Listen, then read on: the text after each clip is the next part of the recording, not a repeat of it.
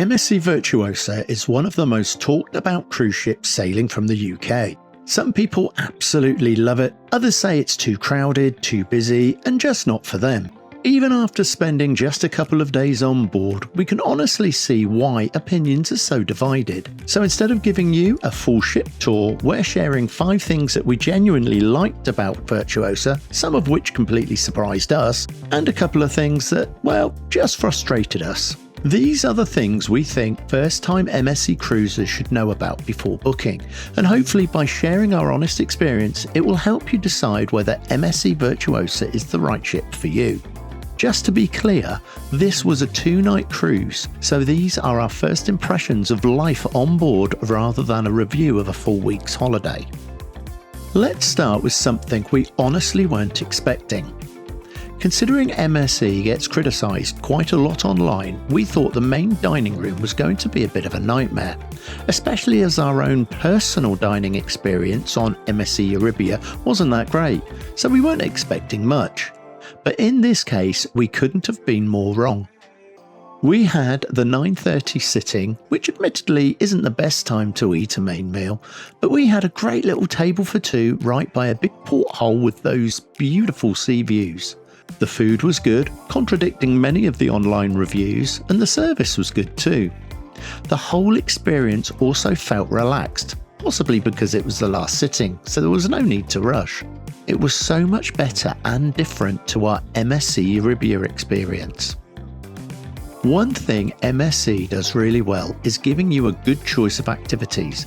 And we're not just talking about the usual swimming pools and hot tubs. I'm talking a good-sized splash park, water slides, a high ropes course, as well as a large outdoor pool area, a really nice indoor pool which has a retractable roof if the weather's good.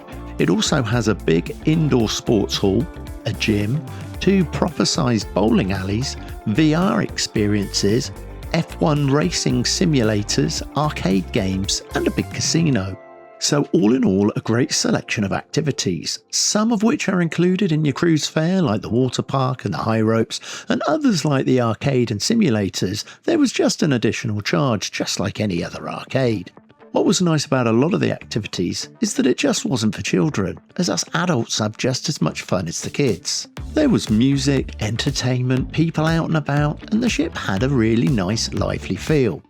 If you like a cruise that feels energetic rather than sleepy, that could be a big plus. It probably won't suit everyone, but for people who enjoy a busier, more international style of cruising, the atmosphere is a real positive.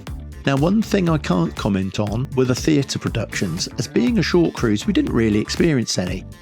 We did go to the late night adult comedy show though, where one comedian was very good and the other, well, not so good. But then I suppose that depends on your individual taste of humour. One feature we actually really liked was the destination lift system. Instead of pressing an up or down button once you're at the lift, you simply select the deck you want to go to on the touchscreen. The system then assigns you to a specific lift, usually shown by a letter, and tells you which one to wait for. Once you're inside, there's no need to press any more buttons because the lift already knows where everyone's going. The idea behind the system is to group together passengers travelling to similar decks. That means the lift makes fewer stops, which should make journeys quicker and reduce queues, especially on a ship carrying more than 6,000 guests. Now, it's not perfect, and during busy times like after a theatre show, you can still find yourself waiting. But compared with the traditional lift system, we actually thought it worked well and kept things more organised. MSC do make beautiful ships, and MSC Virtuosa is stunning. She's big, modern, sparkly and very striking. The public areas feel very stylish, especially the large indoor promenade, the lighting, the bars and the general wow factor when you first get on board. If you like a ship that feels modern and has that glamorous feel, Virtuosa definitely delivers on looks. This indoor promenade, or Galleria Virtuosa, runs through the centre of the ship, and above it is one of the ship's most impressive features. It's a huge LED ceiling stretching over 100 metres. Throughout the day, it transforms with different displays, colours and animations.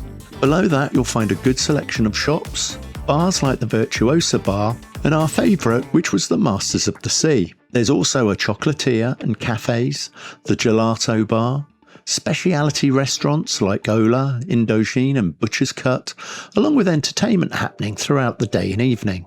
So if you're choosing a cruise based on ship's design and atmosphere, this is definitely one of Virtuosa's strengths. One of the reasons people book MSC is often the price. Depending on the deal, Virtuosa can be very good value, and that can change how you judge the cruise. If you've paid a really good price, you may be more forgiving of little frustrations. Personally, we always try to judge a cruise based on what we paid for it, not just what we wish it would be.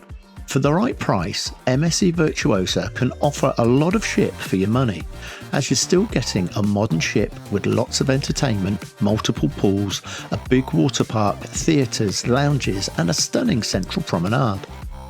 To put it in perspective, this 2-night cruise actually cost us less than a 2-night stay Lucy and I had in a budget hotel on the side of a motorway, which obviously didn't include any food, let alone any entertainment. And although no, as a standard fare passenger, Virtuosa is not a luxury cruise. If you're looking at what you do get for your money, it's hard not to be impressed. Of course, no cruise ship is perfect, and while we had a fantastic time overall, there were a few things that did, well, frustrate us a little. There were moments when Virtuosa felt incredible, and moments when it felt like the whole ship had decided to walk through the same corridor all at exactly the same time. When a theatre show finishes, when everybody heads to dinner, the main pool decks during the nice weather, suddenly thousands of people seem to be trying to use exactly the same space, and certain areas can become very congested. Don't get me wrong, most of the time the ship handles the crowds remarkably well, and this doesn't mean it'll ruin the cruise, but if you prefer quieter ships or a more relaxed traditional cruise feel, it's something to be aware of. We found some great areas, so you may need to choose your times carefully. The Marketplace buffet is enormous and offers a huge amount of choice. You'll find different cuisines, fresh salads, hot food stations, desserts and snacks available throughout the day. Despite all that variety, we often struggled to find something that we actually liked. When we did find something, it was nice, but for us just lacked consistency. Now, I know food is always subjective, but we've spoken to plenty of people who really enjoyed the buffet. It just wasn't one of the highlights of the cruise for us. There was one exception though, the pizza. Honestly, it was fantastic, freshly made, full of flavour and available throughout the day. In our opinion, it's one of the best complimentary pizzas we've had on any cruise ship. The other challenge in the buffet was simply how busy the buffet could get. If you've cruised on a large ship before, you'll know exactly what we're talking about. For example, breakfast time. It feels like everyone wakes up at exactly the same moment, then suddenly thousands of people are looking for eggs, bacon and coffee, and the buffet quickly becomes crowded. Finding a table can sometimes feel harder than choosing what to eat. Thankfully, there are some easy ways to avoid the worst of it. Either go earlier, use the main dining room for breakfast and lunch instead, or head towards the back of the buffet where far fewer people seem willing to walk. So, would we sail on MSC Virtuosa again? Honestly, yes we would, but only if we were booking for the right reasons. If you love big ships, lots of entertainment, plenty of choice and good value, Virtuosa has a lot going for it. But if you're looking for peace and quiet, intimate spaces and a slower pace, this probably isn't the ship for you. For us, the positives definitely outweighed the negatives, and I definitely appreciate that with any MSC ship not to expect the same experience twice, even on the same ship. Overall, we had a fantastic couple of days, and I hope by sharing both sides we've helped you decide whether MSC Virtuosa is the right ship for your next cruise. If you've sailed on Virtuosa, we'd genuinely love to hear your thoughts. Just let us know in the comments. If you found this video helpful, please consider subscribing to the channel for more cruise information. So until next time, thanks for watching and happy cruising.